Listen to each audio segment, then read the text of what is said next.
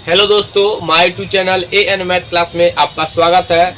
आज के क्लास में हम सीखने वाले हैं त्रिभुज और उसके बेसिक गुण के बारे में। तो आइए हम आपको एक एक चीज़ समझाने का प्रयास करते हैं। आप शुरू से अंत तक इस वीडियो को जरूर देखिएगा, तभी आप एक एक चीज़ को क्लियर कर पाएंगे। यहाँ पर सबसे पहले आपको हम त्रिभुज समझाते हैं। त्रिभुज, इसको इंग्लिश में कहते हैं ट्रायंगल। तो हम बिल्कुल बेसिक से बताते हैं। हम ये मान के चलते हैं कि ट्रायंगल आप पहली बार आज पढ़ रहे हैं। तो यहाँ पर ट्रायंगल एक फिगर इसका जो है इस प्रकार का बनता है, इसको हम ट्रायंगल कहते हैं। ट्रायंगल का परिभाषा क्या होता है? त्रिभुज का परिभाषा होता है कि तीन भुजाओं से घिरी हुई बंद आकृति को त्रिभुज कहते हैं। यहाँ पर त्रिभुज में तीन शीर्ष होते हैं। पहले इसका हम नामकरण कर देते हैं ए बी सी। त्रिभुज में तीन शीर्ष होते हैं। शीर्ष, इसको इंग्लिश में वर्टेक्स कहते हैं।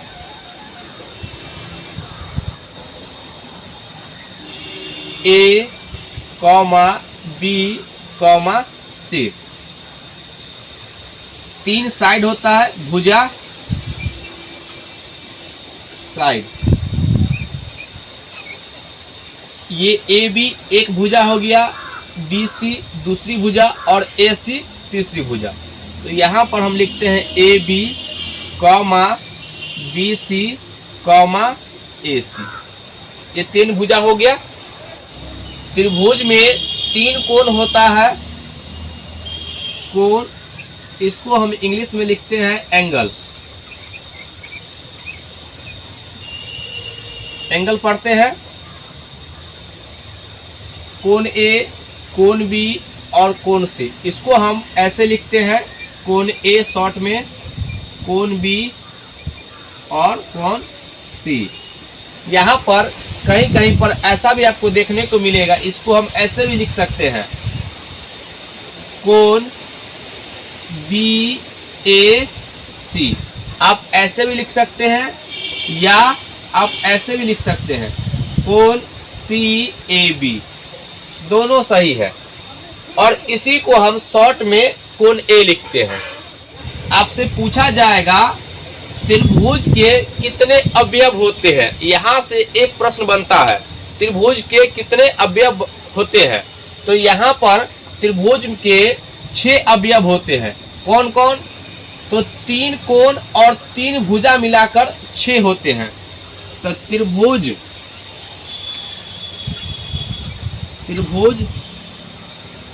के अवयव,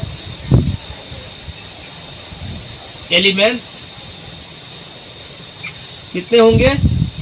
6। ये याद रखिएगा। अभी तक हम त्रिभुज के बिल्कुल बेसिक बात को हम बता रहे हैं। त्रिभुज को समझने के लिए त्रिभुज को 6 प्रकार में बांटा गया है। 3 जो है भुजा के आधार पे और 3 कोण के आधार पे। तो पहले हम भुजा के आधार पे समझते हैं। भुजा के आधार पर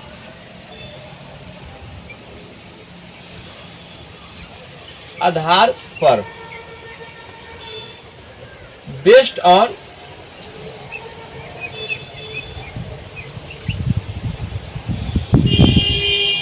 साइड। भुजा के आधार पर त्रिभुज 3 प्रकार के होते हैं। पहला त्रिभुज होता है समबाहु त्रिभुज। समबाहु, इसको हम इंग्लिश में कहते हैं इक्विलैटरल ट्रायंगल।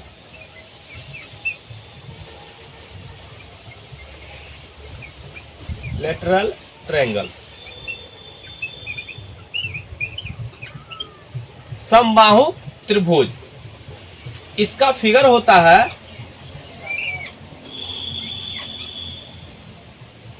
ए है, ये बी है और ये सी है। समबाहु का मतलब होता है, पहले तो इसका डेफिनेशन समझते हैं कि समबाहु त्रिभुज होता क्या है। तो समबाहु त्रिभुज उसे कहते हैं जिसकी सभी भुजा समान हो, उसको हम कहते हैं समबाहु। यहाँ पर देखिए नाम से ही आपको क्लियर हो रहा होगा कि सम मतलब बराबर, इसका मतलब होता है सभी भुजा आपस में बराबर है। बाहु का मतलब भुजा, त्रिभुज मतलब बंद आकृति, सभी भुजा बराबर होंगे, इसके सभी कोण भी बराबर होंगे। इसमें याद रखिएगा जब भी समबाहु आएगा तो प्रत्येक कोण जो होगा 60 डिग्री का होगा, प्रत्येक कोण 60 डिग्री का होगा और सभी भुजा आपस में बराबर होंगे। अगर एक भुजा 10 मीटर का हो गया तो फिक्स है कि सभी भुजा 10 मीटर का होगा, 10 मीटर का होगा। इसको हम कहते हैं समबाहु त्रिभुज। इसके बाद हम आते हैं समद्विबाहु त्रिभुज। दूसरा त्रिभुज जो होगा समद्विबाहु, समद्विबाहु त्रिभुज, इसको हम पढ़ते हैं आइसोसेलेस।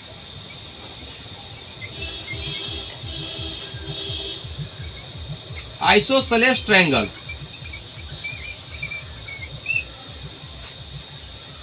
इसका डिफिनेशन क्या है? तो वह त्रिभुज जिसकी दो भुजा समान हो उसे हम समद्विबाहु त्रिभुज कहते हैं। इसका फिगर होता है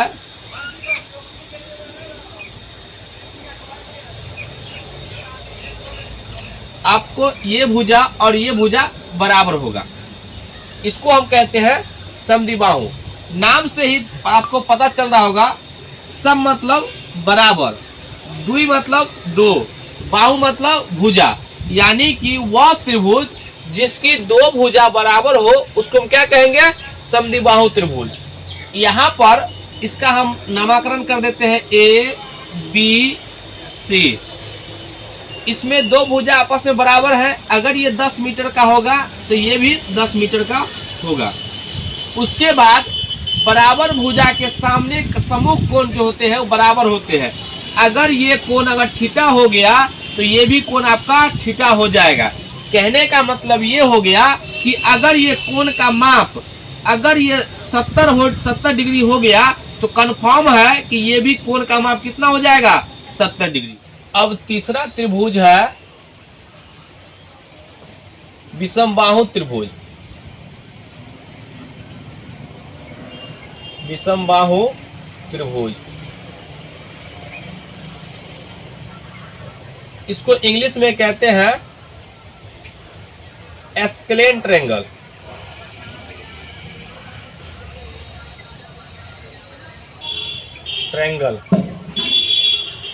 इसका डिफिनेशन क्या है?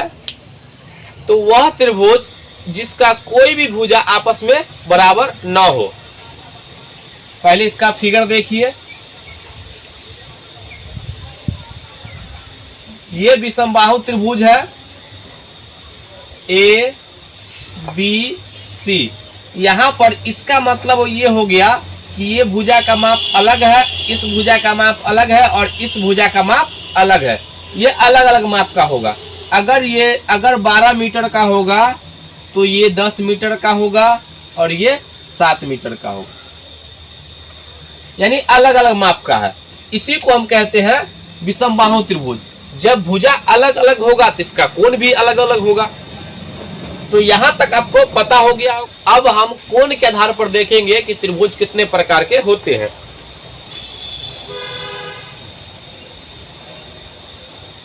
कोण के आधार पर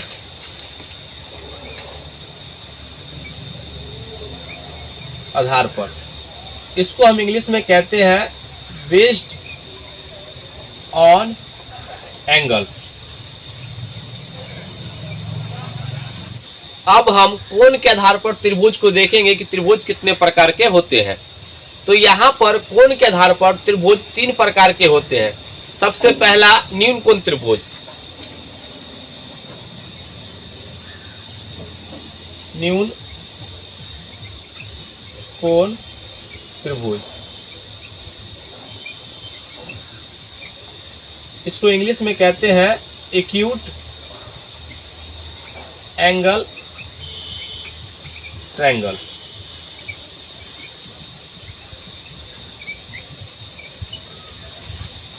इसका फिगर होता है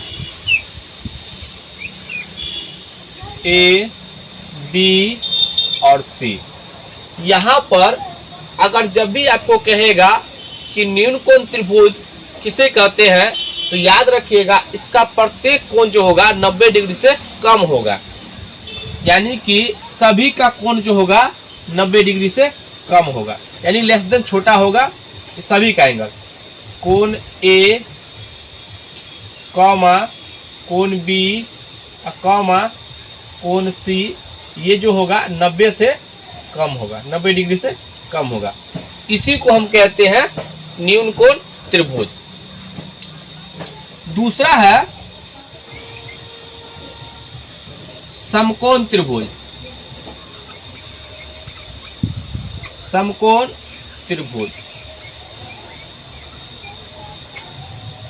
इसको हम इंग्लिश में कहते हैं राइट एंगल ट्रायंगल।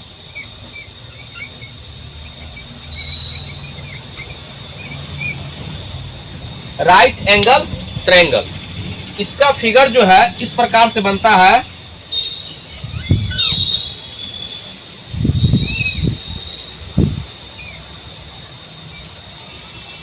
ये जो है समकोण त्रिभुज है, ए बी और सी, यहां पर 90 डिग्री बनेगा, इसी को हम बोलते हैं समकोण त्रिभुज। इसमें इसको बोलते हैं कर्ण, एसी को। समकोण त्रिभुज में सबसे बड़ी भुजा कर्ण होती है, सबसे बड़ी भुजा कर्ण, इंग्लिश में इसको बोलते हैं हाइपोटेनस। हाइपोटेनस, इसको बोलते हैं लंब, इंग्लिश में परपेंडिकुलर कुलर, और इसको बोलते हैं आधार, इंग्लिश में बेस कहेंगे। यहां पर आपको एक रिजल्ट याद करना है। यहां पर पाइथागोरस एक वैज्ञानिक थे, उन्होंने एक रिजल्ट दिया था, ये बताए थे सिर्फ समकोण त्रिभुज में ही लगेगा कि लंब का स्क्वायर अब प्लस आधार का स्क्वायर बराबर कर्ण का स्क्वायर। ये बहुत इंपॉर्टेंट है, इसको याद रखिएगा। लंब का मतलब देखिए, ये बड़ा इसका जो है परपेंडिकुलर, इसका पहला लेटर पी से लिखते हैं लंब को, इसको बी से लिखेंगे और इसको एच से लिखेंगे, पूरा नहीं लिखेंगे हाइपोटेनस। तो याद रखिएगा P square plus B square बराबर एच स्क्वायर, ये बहुत इंपॉर्टेंट है। इसको हम, या आप इसको हिंदी में लिखना चाहते हैं तो हिंदी में लिख लीजिए, लंब का स्क्वायर, लंब का स्क्वायर प्लस आधार का स्क्वायर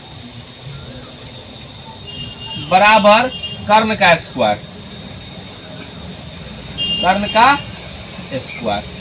ये रिजल्ट है, आप इसको याद रखिएगा। यहां पर इसमें से क्या होगा, कोई दो भुजा दिया जाएगा, तीसरी पूछ लिया जाएगा। आपसे पूछा जाएगा कि देखिए कर्ण जो है 5 है और लंब जो है यहाँ पे 4 है, तो बताइए आधार क्या होगा।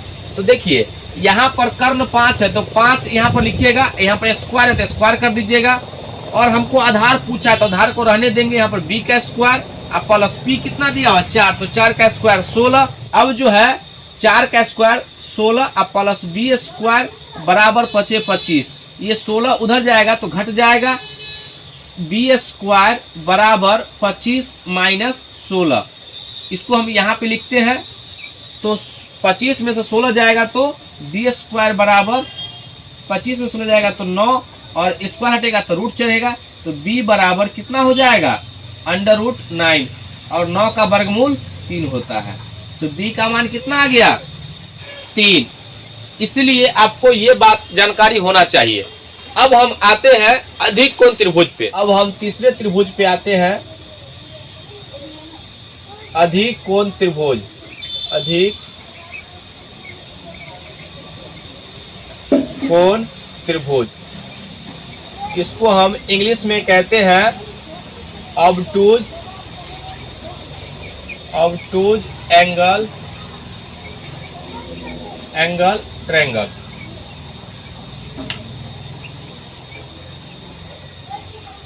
ऑब्टूज एंगल ट्रायंगल, इसका डिफिनेशन होता है कि वह त्रिभुज जिसका एक कोण 90 से बड़ा हो लेकिन 180 से कम हो, ऐसे त्रिभुज को हम अधिक कोण त्रिभुज कहते हैं। इसका फिगर है, आपको फिगर समझना जरूरी है इसका। ये अधिक कोण का फिगर है। यहाँ पर देखिए, ये जो होगा 90 से बड़ा होगा लेकिन 180 से छोटा होगा। इसका हम नामकरण कर ए, बी और सी। यहाँ पर ये जो बी जो एंगल होगा 90 डिग्री से तो बड़ा होगा, 90 डिग्री से एंगल बी बड़ा होगा लेकिन 180 डिग्री से, लेकिन यहाँ पर ये 180 डिग्री से छोटा होगा। इसी को हम कहते हैं अधिक कोण त्रिभुज। यहाँ पर आपको सवाल पूछेगा कि देखिए न्यून कोण त्रिभुज में कितने समकोण बन सकते हैं, तो एक भी नहीं बनेगा। समकोण त्रिभुज में सिर्फ एक ही समकोण बनेगा। और अधिक कोण त्रिभुज में कितने समकोण बनेंगे, तो एक भी नहीं बनेंगे, क्योंकि जब भी एक कोण 90 से अधिक हो गया तो बाकी दोनों तो न्यून कोण हो गया, तो कैसे बनेगा। तो यहाँ तक ये बात क्लियर है। अब हम समझेंगे त्रिभुज में बाह्य कोण क्या होता है, उस पर सवाल आता है। यहाँ पर देखिए, आपको चित्र से जो है क्लियर होगा।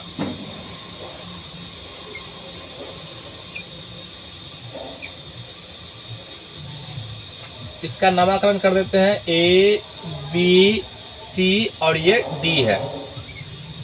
यहाँ पर इसको बोलते हैं, ये जो देख रहे हो ये बाह्य कोण बोलते हैं, बाह्य कोण। इसका जो फॉर्मूला होता है, बाह्य कोण बराबर होता है बाह्य कोण, बाह्य कोण एक्सटीरियर एंगल बराबर होता है अंतः अभिमुख कोण के योग के बराबर होता है। ये कोण और ये कोण के योग के बराबर होता है। अंतः अभिमुख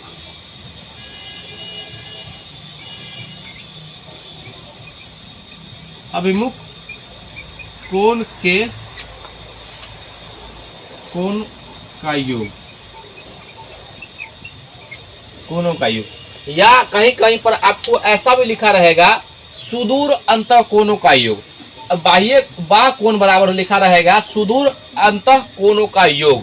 यानी कि ये दो कोण जो है, ये देख रहे हैं x और ये कोण y है, तो ये कोण कितना हो जाएगा, कोण यहाँ पर कोण ACD बराबर हो जाएगा कोण x और इस दोनों का डिग्री का मान x डिग्री अब प्लस y डिग्री दिया रहेगा, तो दोनों के योग के बराबर हो जाएगा।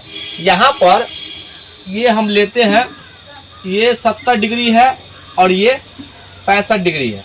तो बताइए कोण AC का मान पूछेगा आपसे, तो याद रखिएगा जब भी ये कोण ACD का मान पूछेगा, कोण ACD का मान पूछेगा, तो x का मान कितना है 70 डिग्री, अब प्लस कोण y का मान कितना है 65 डिग्री, और दोनों को जोड़ देंगे, तो दोनों को जोड़ेंगे तो 7 6 13 कितना हो जाएगा 135 डिग्री। यही आपका उत्तर आ जाएगा, यही इसका मान आ जाएगा। कभी कभी क्या करेगा, आपको यहाँ पर ये कोण और ये कोण देगा और ये पूछ लेगा आपसे। यहाँ पर देखिए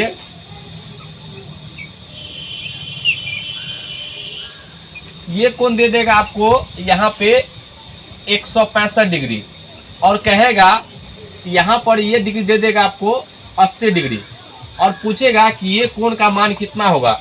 तो याद रखिएगा ये दोनों कोणों के योग के बराबर ये होता है। बाह्य कोण जो होता है सुदूर अंतः कोण या अंतःभिमुख कोणों के योग के बराबर होता है। तो यहाँ पर जब ये दोनों के सम, या मान लीजिए यहाँ पर x है, तो x प्लस 80 डिग्री बराबर 165 डिग्री, तो यहाँ पर 80 उधर जाएगा, तो x 165 डिग्री में से 80 घटा लीजिएगा तो कितना आ जाएगा 8, यानी कि 85 डिग्री। तो ये x का मान कितना हो गया 85 डिग्री। ये फॉर्मूला आप याद रखिएगा, बाह्य कोण बराबर होता है अंतःभिमुख कोणों के योग के बराबर। अब हम समझते हैं कि मीडियन क्या होता है। मीडियन, इसको हम हिंदी में कहते हैं माध्यिका, माध्यिका इंग्लिश में मीडियन। ये मीडियन क्या होता है, एक सांख्यिकी में भी होता है और एक ज्योमेट्री में भी होता है।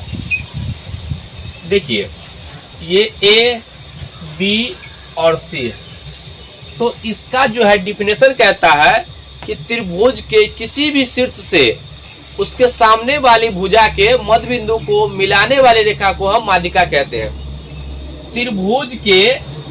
किसी भी त्रिभुज के शीर्ष से या किसी भी शीर्ष से सम्मुख भुजा के मध्य बिंदु को मिलाने वाली रेखा को हम माध्यिका कहते हैं। अगर ये रेखा मध्य बिंदु को मिलाएगा, अगर नाम देते हैं यहाँ पर डी है, तो एडी जो होगा माध्यिका कहलाएगा, माध्यिका होगा। एक त्रिभुज में 3 माध्यिका होता है, फिर इस शीर्ष से भी हम यहाँ पर डाल सकते हैं, इसका नाम हम ई दे देंगे, और फिर इस शीर्ष से इसके सामने वाली भुजा के मध्य बिंदु को मिलाएंगे, इसको हम एफ देंगे। तो एक त्रिभुज में कितने माध्यिका हो गए? 3। ये सभी हो गए। यहाँ पे माध्यिका लिख देते हैं बीई, ये भी एक माध्यिका है, और CF ये भी माध्यिका है। तो यहाँ पर एक त्रिभुज में अधिक से अधिक 3 माध्यिका होते हैं। इसके बाद अब हम आते हैं शीर्ष लंब पर। शीर्ष लंब, इसको हम इंग्लिश में कहते हैं एल्टीट्यूड।